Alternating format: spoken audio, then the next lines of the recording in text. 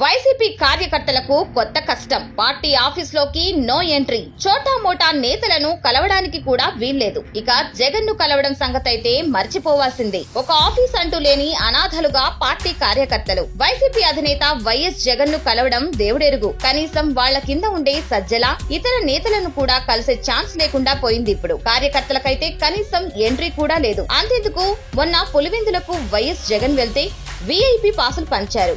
అంటే పాసులు ఉన్న వాళ్లు మాత్రమే జగన్ ను కలవాలి. కార్యకర్తల పట్ల అంత కఠినంగా ఉంటుంది వైసీపీ అధిష్టానం. ఇప్పుడు కనీసం పార్టీ ఆఫీసులోకి కూడా రానివ్వడం లేదు. ప్రతి పార్టీకి కేంద్ర కార్యాలయం అనేది ఒకటి ఉంటుంది. మరి వైసీపీకి ఎక్కడుంది?